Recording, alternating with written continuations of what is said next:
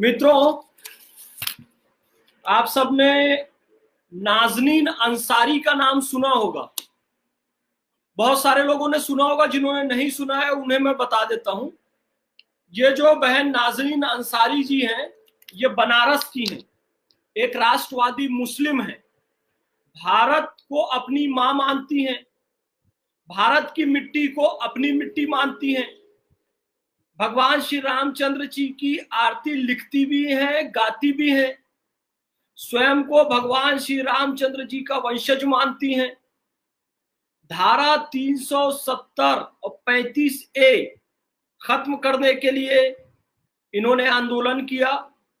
CAA NRC के समर्थन में ये खड़ी रही। जब अयोध्या में भगवान श्री रामचंद्र जी के मंदिर निर्माण की बात आई तो इन्होंने उस आंदोलन में बढ़ चढ़कर हिस्सा लिया। मुस्लिम महिला फाउंडेशन चलाती है वाराणसी में और मुस्लिम महिलाओं को राष्ट्रवाद की मुख्य धारा से जोड़ने का काम करती हैं। आयुषी बहन स्वागत है, चिराग कोठारी भैया स्वागत है, अमित मिश्रा भैया, दीपक भैया, सबका स्वागत है। इसे शेयर करते रहिए। अब बात यह है कि कल एक डिबेट चली न्यूज नेशन में। न्यूज नेशन की उस डिबेट में इलियास शरफुद्दीन नाम का एक शैतान, जो दिखने में मौलाना की तरह था, यानी बड़ी सी दाढ़ी और ऊंची सी टोपी पहन के ये न्यूज नेशन चैनल पर बैठा, दीपक चौरसिया जी का शो चल रहा था, और उसने नाज़नीन अंसारी जी के बारे में जो शब्द कहे, बड़े निंदनीय शब्द कहे, उसे कहा भी नहीं जा सकता। जो गंदी गालियां होती है वो तो दी ही, यहां भी तक भी कहा कि आसाराम की ये लगती है और नित्यानंद की वो लगती है, यानी जितनी गंदी से गंदी बातें। देखिए, मैं रोजे से हूं इसलिए थोड़ा गला अटक भी रहा है, आप ध्यान से मेरी बात सुनते रहें।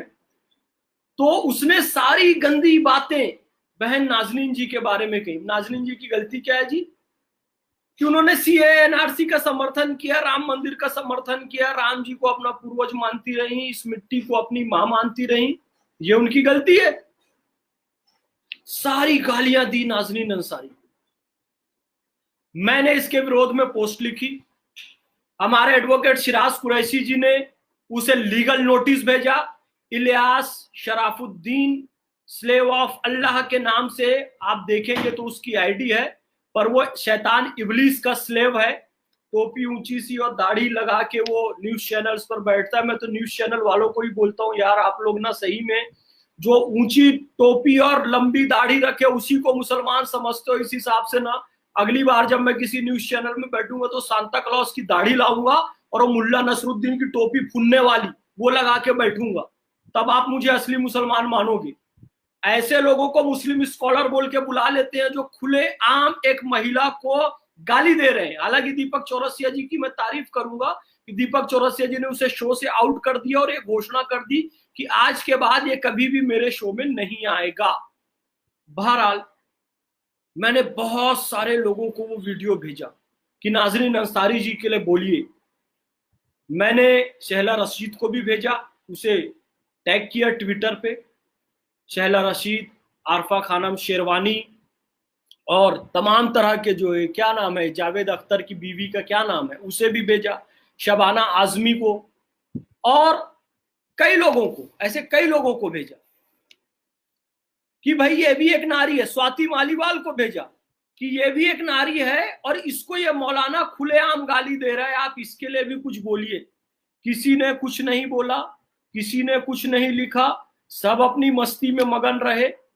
वो बोल, अच्छा मजे की बात देखो, मैंने अपने बहुत सारे राष्ट्रवादी मित्रों और युवाओं को भी भेजा कि भैया तुम लोग तो नाज़नीन अंसारी के पक्ष में भेजो, जय श्री राम कहते हो, पर नहीं। 10-12 लोगों को छोड़कर किसी ने भी इसको आंदोलन बनाने में रुचि नहीं ली। सब ने देखा, इग्नोर कर दिया। मतलब राष्ट्रवादी युवाओं की बात कर रहा हूं। अब हमारे राष्ट्रवादी कहे जाने वाले युवाओं ने क्या किया देखो। दूसरी बात पे आते हैं, सफूरा जरगर की प्रेगनेंसी, जो कि इस विषय से जुड़ा हुआ है। अब जी सफूरा जरगर कौन है उस पर चर्चा करें। पहली बात तो ये, सफूरा जरगर प्रेग्नेंट है कि नहीं है मैं नहीं जानता, सफूरा जरगर शादीशुदा है कि नहीं है मैं नहीं जानता, सफूरा जरगर जेल में है कि नहीं है मैं नहीं जानता, लेकिन एक बात जानता हूं कि उसने सीए एनआरसी के विरोध में बहुत बड़े बड़े धरने प्रदर्शन किए। अब जी सीएए क्या है समझिए बात। बांग्लादेश, अफगानिस्तान, पाकिस्तान में जो अल्पसंख्यकों पर अत्याचार हो रहा है और किस लेवल का अत्याचार हो रहा है मैं आपको बताऊं। बांग्लादेश की एक घटना तस्लीमा नसरीन ने लिखी कि एक 14 साल की हिंदू बच्ची के ऊपर 12-15 लोग बलात्कार करने उसके ऊपर चढ़ गए। वो सब परिचय के थे, वो किसी को चाचा, मामा, काका, भैया कहती थी। वो दंगों के दौरान वो सारे उसके ऊपर चढ़ गए और उस 14 साल की बच्ची की माँ भी वहां पर मौजूद थी। वो निवेदन करती रही, गिड़गिड़ाती रही, छोटी सी बच्ची है, इसे मत नोचो, ये मर जाएगी। वो लोग नहीं माने। तो उस माँ की स्थिति देखिए, उसे ये कहना पड़ा कि एक एक करके आओ, ये छोटी सी बच्ची है नहीं तुम, क्योंकि वो जानती थी कि ये लोग इसे छोड़ेंगे नहीं। तो उस माँ को ये कहना पड़ा कि मेरी बच्ची के साथ ये कुकर्म कर रहे हो, एक एक करके आओ, नहीं तो ये मर जाएगी। ऐसे बच्चियों को इस देश में लाने के लिए हमने अफ्रीकन्स को यहाँ शरण दी, अरबियों को यहाँ शरण दी, इराकियों को, ईरानियों को यहाँ शरण दी। यहाँ तुर्क हैं, मंगोल हैं, यहाँ पर डच हैं, फ्रेंच हैं, ब्रिटिशर्स हैं, ये सब यहाँ के नागरिक हैं। हमने ये जो जुल्म से पीड़ित बच्चियां थी पाकिस्तान, बांग्लादेश, अफगानिस्तान में, इनको लाने के लिए यहाँ एक खिड़की बनाई जिसका नाम था सीएए। खिड़की नहीं, एक दरवाजा बनाया कि आप आ जाओ बेटे यहाँ पर, क्योंकि वो जालिम आपको जिंदा नहीं छोड़ेंगे, ऐसे ही बलात्कार करते रहेंगे। सफूरा जरगर नाम की निकृष्ट मानसिकता की, कुत्सित मानसिकता की औरत, उसने क्या किया, उसने इस दरवाजे को बंद करने की कोशिश की कि तेरा बलात्कार बांग्लादेश में हो रहा है तो तू बांग्लादेश में ही रहेगी, हम तुझे हिंदुस्तान में आने नहीं देंगे। सीए का विरोध किया। यदि किसी औरत को पाकिस्तान में किडनैप कर लिया जा रहा है, एक 9th-10th क्लास की लड़की को किडनैप करके 60 साल के बूढ़े मौलाना से उसका निकाह करा दिया जा रहा है, तो उस हिंदू बच्ची को हम भारत लाना चाहते हैं, तो सफूरा जरगर ने उसका विरोध किया, सीए का विरोध करके, कि नहीं तू मर पाकिस्तान में, तेरा बलात्कार होता रहे, तेरे को लोग नोचते रहे, 20-20 लोग चढ़कर तेरे ऊपर कुकर्म करते रहे, हम तुझे भारत नहीं आने देंगे। इसलिए सफूरा जरगर ने सीए का विरोध किया। सीए क्या था? सीए कोई भारत के मुसलमानों के खिलाफ था? सीए भारत के मुसलमानों के खिलाफ तो नहीं था। उन हिंदू बच्चियों को, उन सिख बच्चियों को, उन पे होने वाले जुल्मों सितम से बचाने के लिए भारत में ला रहे थे। अरे सफूरा जरगर और हमारे राष्ट्रवादी युवा मेरे भाइयों, जब वो उन हिंदू बच्चियों पर होने वाले जुल्म को लीगल ठहरा रही है, जायज ठहरा रही है, उन्हें भारत आने से रोक रही है, और हमने सफूरा जरगर के साथ सामूहिक बलात्कार नहीं किया। समझाने के लिए बोल रहा हूं, समझना बात। हमने सफूरा जरगर के साथ किसी एक व्यक्ति ने बलात्कार नहीं किया। सफूरा जरगर के साथ किसी ने छेड़छाड़, शारीरिक अभद्रता नहीं की। सफूरा जरगर को हमने केवल एक बात कही, क्या कही, कि भाई ये प्रेग्नेंट है। अब है कि नहीं मुझे नहीं पता, एक हवा चली, मैं बार बार कह रहा हूं, ये मेरे विचार नहीं है, एक फेसबुक व्हाट्सएप में जो मैंने देखा बता रहा हूं, एक हवा चली कि सफूरा जरगर बिन ब्याही प्रेग्नेंट है। अब वो शादीशुदा है कि बिन ब्याही है कि मुझे नहीं पता है, मैं बारंबार कह रहा हूं ना, ये केवल फेसबुक व्हाट्सएप की बात कर रहा हूं। एक हवा चली और बहुत सारे लोग कहने लगे कि देखो इसने पाप कर दिया, ये उसका मजाक बनाने लगे। उसका केवल मजाक बनाया प्रेगनेंसी को लेकर, उसके साथ कोई अत्याचार किया तो लोगों की भीड़ टूट पड़ी। एक नारी का अपमान, एक महिला का अपमान, उसे मानसिक रूप से प्रताड़ित किया जाना है, गलत है, उसे ऐसा कहना गलत है किसी नारी के। अरे तो वो नारी है कौन जो बांग्लादेश, पाकिस्तान और अफगानिस्तान में हिंदू मां बहनों के बलात्कार का सपोर्ट करने वाली औरत है। कम से कम इसको इतनी तो मानसिक प्रताड़ना मिलनी चाहिए कि उन बहनों ने जो अपने शरीर पर झेला है, कम से कम मन पर इसको भी तो कुछ झेलने दो। तुम सारे इसके पक्ष में खड़े हो जाते हो जबकि इसके साथ कुछ किया ही नहीं है। फेसबुक में लोगों ने 2-4 कमेंट किए, हमारे ही राष्ट्रवादी लोग उसको बचाने खड़े हो गए। नैतिकता का पाठ हम लोगों को पढ़ाने लगे, नहीं नहीं महिला है, हमारी ऐसी संस्कृति नहीं है, ये नहीं है, वो नहीं है, मत बोलो। अरे यार ठीक है, नहीं बोलेंगे, पर वो तो हमारी मां बहनों को मार रही है ना, बलात्कार करवा रही है। तो उसको कैसे दबाव दोगे, उस पर कैसे सामाजिक बनाओगे, इन लोगों को हतोत्साहित कैसे करोगे? यदि ये किसी माध्यम से हतोत्साहित होते हैं, मानसिक रूप से डोमिनेट होते हैं, मानसिक रूप से हतोत्साहित होते हैं, तो इनको करना चाहिए, इन लोगों को मानसिक रूप से हतोत्साहित करना चाहिए। कई राष्ट्रवादी उनके बचाव में खड़े हो जाते हैं। कोई रेप थोड़ी किया किसी ने सफूरा जरगर का, भाई कोई अत्याचार थोड़ी किया, एक हवा चली थी, तुम उसके समर्थन में खड़े हो गए, तुम उसके समर्थन में खड़े हो गए, बाकी राष्ट्रवादी तुमसे चिढ़ने लगे। क्यों? सफूरा जरगर के पक्ष में तुम आपस में ही लड़ने लगे, सफूरा जरगर खुश हो गई कि ये लोग आपस में ही लड़ पड़े। अच्छा, वो लोगों के अंदर तो कोई नैतिकता होती नहीं है, और ये इनकी युद्ध की पॉलिसी होती है। इनको भारतीयों का चरित्र पता है और अपना चरित्र पता है। जब मोहम्मद बिन कासिम से लेकर अहमद शाह अब्दाली तक, और बीच में जितने भी आए, मोहम्मद गौरी, महमूद गजनवी, तैमूर लंग, जितने भी आए, नादिर शाह, जितने भी आए, इन लोगों की क्या पॉलिसी रहती थी? पुरुषों की गर्दन सर से अलग कर दो, महिलाओं को नग्न करके उनका सामूहिक बलात्कार करो, और उनको अरब, ईरान, अफगानिस्तान के बाजार पे दुख्तरान हिंद 2 दिनार के नाम से बेच दो। मतलब हिंदुस्तान की बेटी 2 पैसे ले जाओ। यहां तक कि यदि कोई लड़की युद्ध के समय उसे लगता था कि उसका राज्य पराजित हो जाएगा, तो वो लोग आत्महत्या भी करते थे, तो लाशों के साथ बलात्कार किया जाता था। तो इसलिए क्या परंपरा आई जौहर की कि भाई अपने शरीर को ही भस्म कर लो, कि लाश के साथ भी हमारी कोई छेड़छाड़ या बदतमीजी ना कर सके। तो वो ये काम क्यों करते थे महिलाओं के साथ बलात्कार? हमें मानसिक रूप से तोड़ने के लिए, कि हम ये भय में रहें कि यदि ये आए तो हमारी मां बहनों को खत्म करेंगे। और हमारे पास छत्रपति शिवाजी महाराज की कहानी थी कि जब उनके एक सिपाह सालार ने एक मुगल सुंदरी को उठाकर ला लिया युद्ध में जीतकर, तो छत्रपति शिवाजी महाराज ने उस सुंदरी के चरण स्पर्श कर लिए कि यदि आपकी तरह सुंदर मेरी माता होती तो मैं भी एक बहुत सुंदर सजीला नौजवान होता, लेकिन मेरा रंग रूप इतना अच्छा नहीं आया, क्योंकि शारीरिक सौंदर्य मेरी माता का आपकी तरह नहीं था। ये कह उन्हें मां कहकर प्रणाम करके अपने घर भेज दिया। तो हमारे पास तो ऐसी कहानी है नैतिकताओं की छत्रपति शिवाजी की, कि लूट कर लाई गई एक सुंदरी को भी उन्होंने मां कहकर वापस भेज दिया, अपने सिपह सलार को डांट लगाई और दंड दिया। तो उनको ये मालूम है कि भारत में और भारतीयों में और हिंदुत्व की रगों में नारी सम्मान वाला खून दौड़ता है, तो हमारी औरतें तो सुरक्षित रहेंगी, हमारी औरतें डॉक्टर पे पत्थर फेंक के मारेंगी, आतंकवादियों को बचाने के लिए घेराबंदी कर लेंगी, आर्मी पे पत्थर मारेंगी। हमारी औरतें कश्मीर में जब 1990 में हिंदुओं का कत्लेआम हुआ और पुरुष बलात्कार कर करके औरतों को काट काट के उनके लेके आते थे, तो कश्मीर की औरतें उस जेवरों को शौक से पहनती थी। अपने पति और भाइयों से ये नहीं पूछती थी कि तू ये किसको मार कर लाया है, किसको, खुशी खुशी पहनती थी। उनमें से एक औरत कह रही थी, अरे मोदी, ये पैलेट गन चलवाकर तुझे नींद कैसे आ जाती है रे?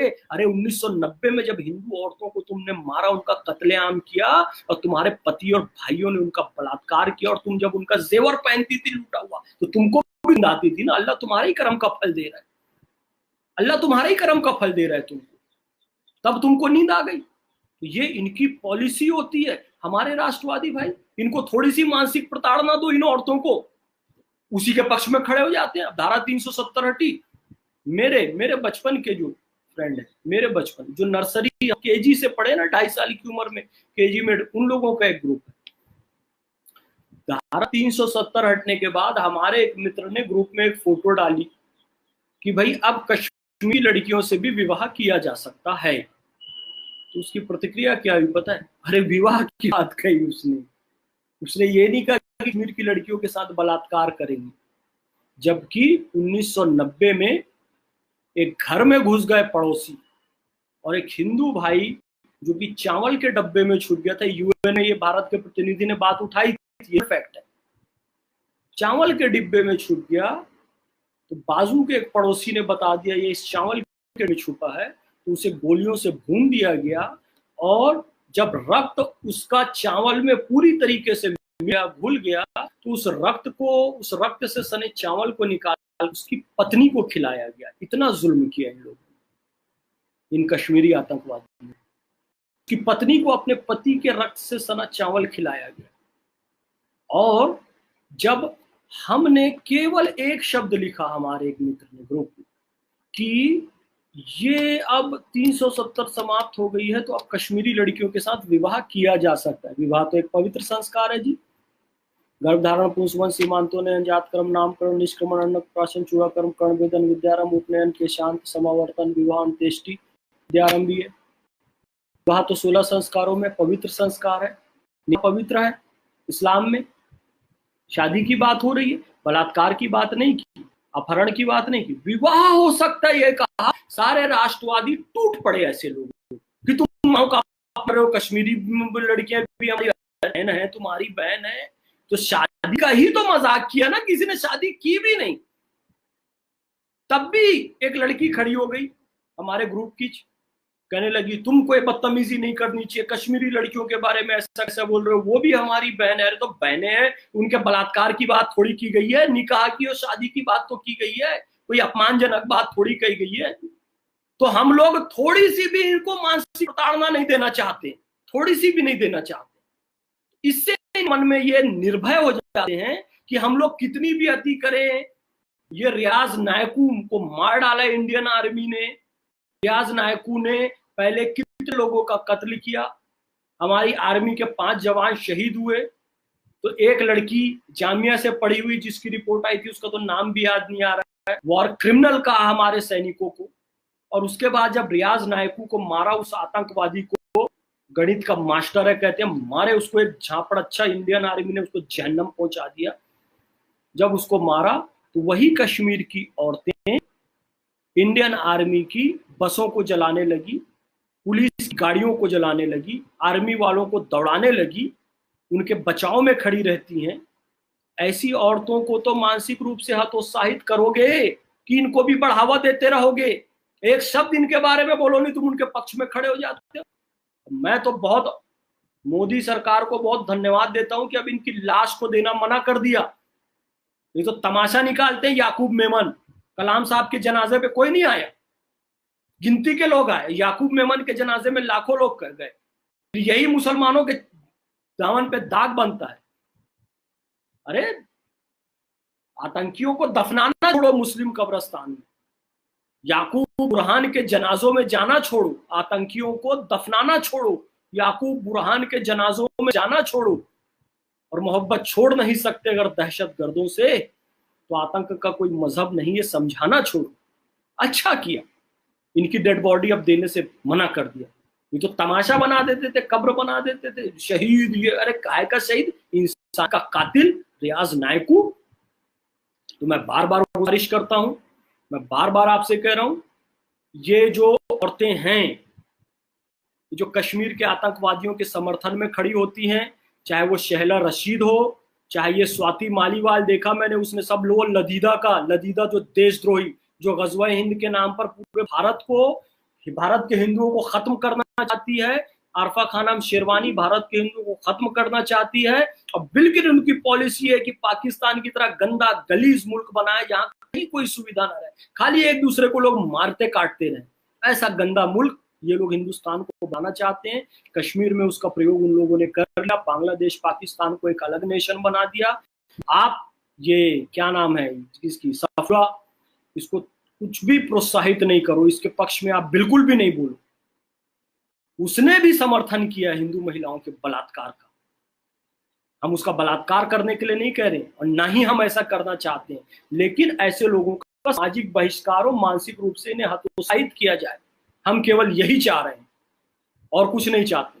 तो आप ना आरफा खानम शेरवानी को का समर्थन कीजिए कभी, ना ये स्वरा भास्कर का समर्थन कीजिए, ना आप ये लदीदा का समर्थन कीजिए, ना ये शहला रशीद का, और ये क्या नाम था इसका, सफूरा जरगर का और शबाना आजमी और ये जावेद, इन जैसी मानसिकता के जो लोग हैं फालतू बात करते।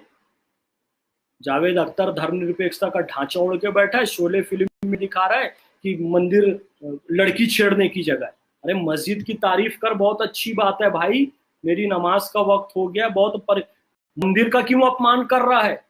786 का सम्मान हम भी करते हैं भैया, हम भी पहले हैं लॉकेट और बिल्ला, लेकिन उसके बदले में ये नहीं दिखाएंगे कि हिंदू शिव मंदिर नहीं जा, भगवान से लड़ाई कर बाहर बैठे रहे। ये सब जावेद अख्तर ने मानसिक रूप से हिंदुत्व और हिंदुस्तान को खत्म करने के लिए ऐसी गंदी गंदी स्टोरी लिखी है, पक्षपाती स्टोरी लिखी है। वो हमको धर्मनिरपेक्षता सिखाता है, वो और उसकी बीवी।